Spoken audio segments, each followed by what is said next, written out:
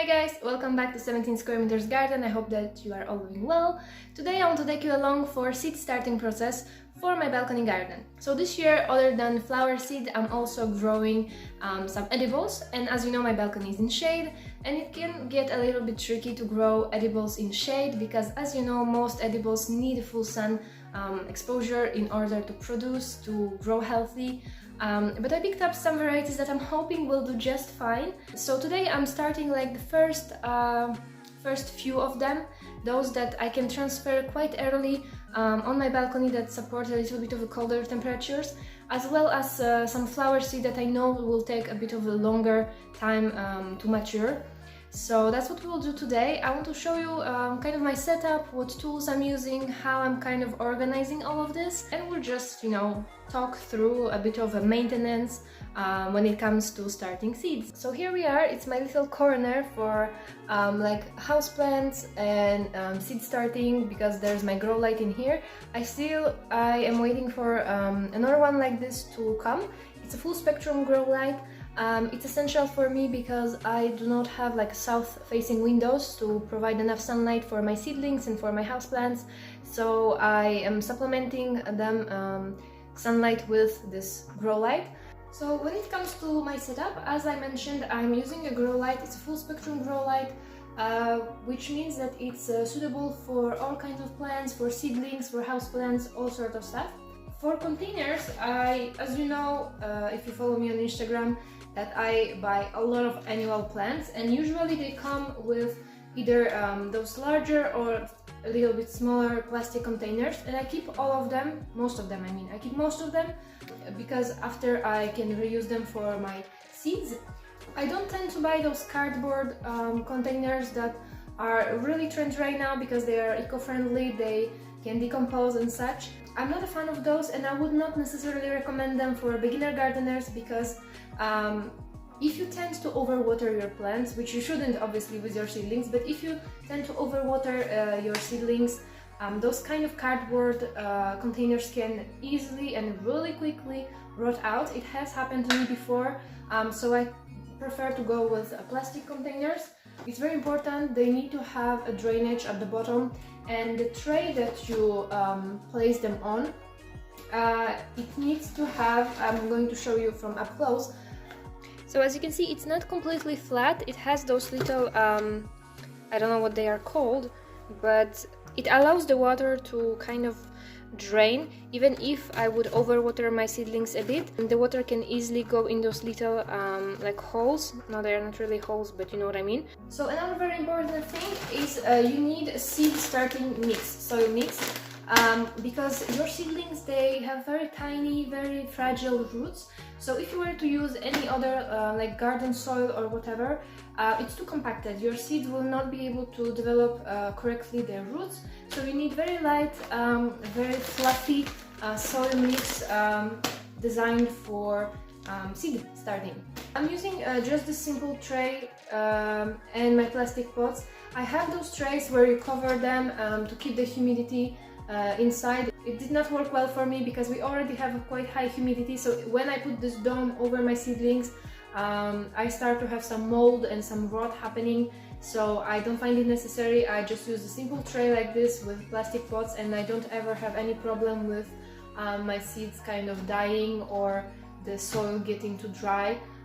So yeah, that's what I prefer. Now what I'm going to do is I'm going to moisten the soil, because if you put dry soil in your pots, then you place your seed and then you water, it can dislodge your seed and it can make a big mess. So it's best to kind of moisten your soil, to pack your pots full of soil, and then to place your seeds. So that's what I'm going to do, and we'll be back. So let me show you what seeds I'm going to start today, because I'm talking, but I didn't even tell you what seeds I'm starting. So from edibles, I'm going to start some wild strawberries. I grow them on my balcony since many years, and they are amazing. Some mix of basil as well as some celery, and for flowers we will start some cotton. It's a sun-loving plant, but I really wanted to try it on my balcony. We'll see what happens. Some Coleus, good old Coleus. It's amazing plant. I grow them since many years from seeds. They are really easy to start. Some delphinium, for the first time I'm growing them, as well as some Catananche, I don't know how you call this, but the common name is Cupid's dart.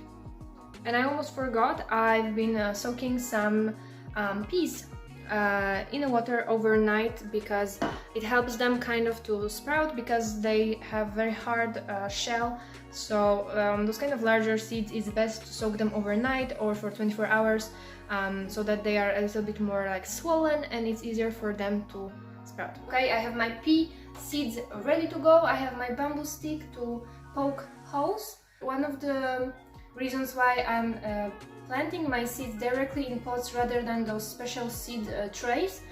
I just don't like when things require too much of a maintenance. In those little trays, I mean, I understand they are very useful for those who plant a ton of seeds.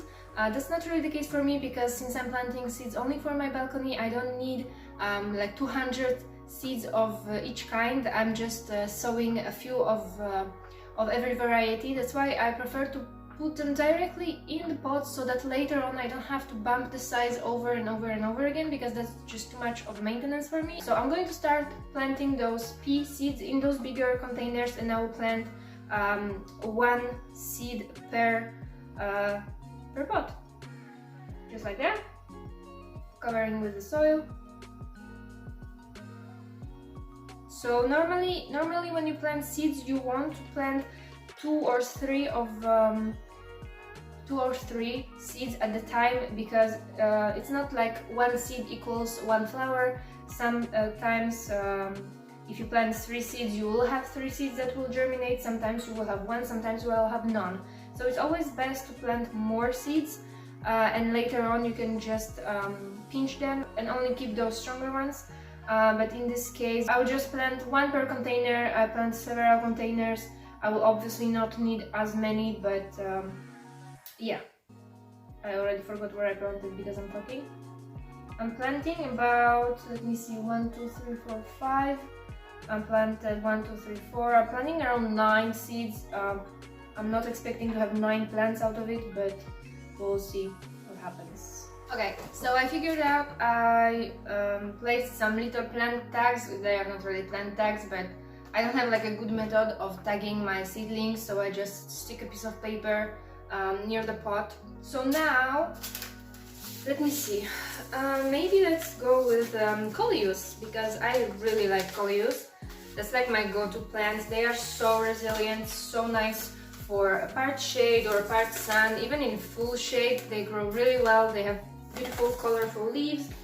I grow them every year from seed, and I always buy those Coleus seed mix, so you never know what kind of variety you get, and that's always very exciting. So Coleus needs sunlight in order to germinate, so you can't bury it very deep in the soil because it's not going to germinate as well. It may not germinate at all. Okay, they are teeny tiny, so let's be mindful. Just a few seeds per hole, just like that. I don't even know how many I'm placing actually because they are so tiny.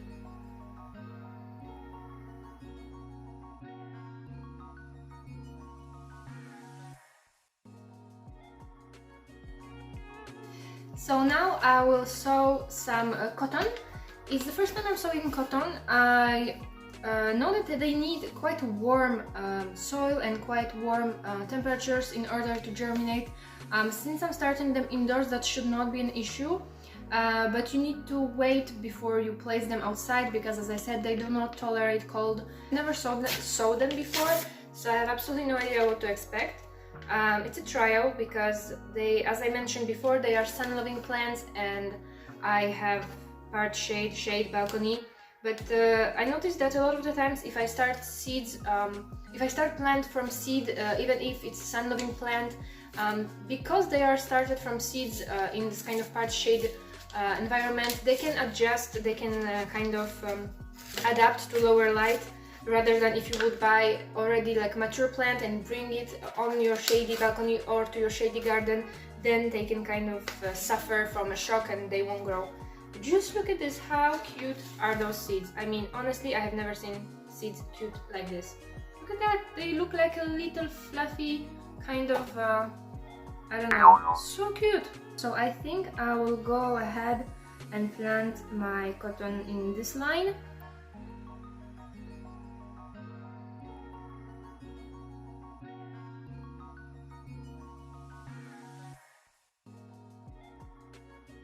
I have two more kind of trays.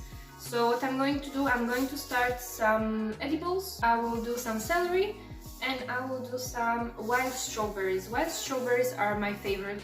They are not like a normal traditional strawberries, they are very small, and I have one plant on the balcony that I have since many years, and it produces all year round. Seriously, it's the middle of the winter and it will still produce some little berries, so I absolutely love them.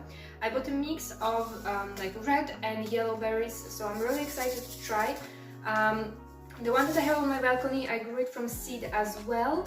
And last year I tried some yellow variety, I don't know what's the exact name, but they are kind of like yellow berries, and I didn't have much luck with. They germinated but very poorly, and after they did not grow very well, so I'm excited to try again.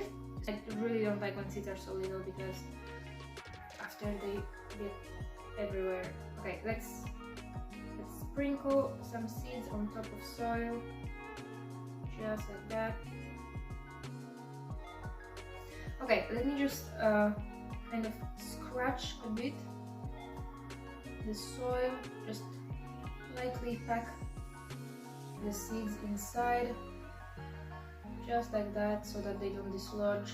Next one will be celery.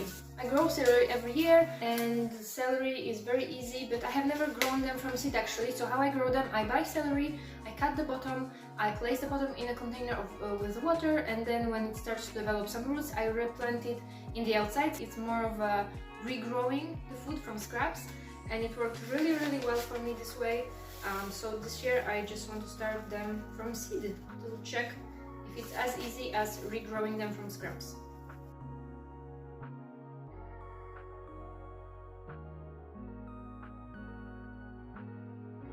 So I didn't get to start all the seeds that I wanted today because I have only this one tray available, because as I mentioned at the beginning of this video, I'm still waiting for my grow light to arrive. So I do not want to start too many seeds in the same time, because with only one grow light available right now, it would be tricky. Now I will show you how I water my seeds. I know that a lot of people like to water from the bottom, or it's recommended sometimes to water your seeds from the bottom, which makes sense when your seedlings are up already, they have some roots developed. It is to not disturb them, to not water over top so that they don't dislodge, they don't kind of break or lean or whatever. But at this stage it's pointless to water them from the bottom, because the seeds are on the top, especially those tiny little seeds that I just showed you. So if I would put water in the bottom of this tray, the soil indeed would absorb a bit of water, but it would not arrive to the top surface where the seeds are placed. So for the first few days, few weeks even, it's best to water them just with this kind of spray bottle. It's very gentle, it will not dislodge any seeds. You just kind of spray gently like that. So you want to keep the soil slightly moist, not completely wet and damp, because that will cause rot of your seedlings, of your seeds.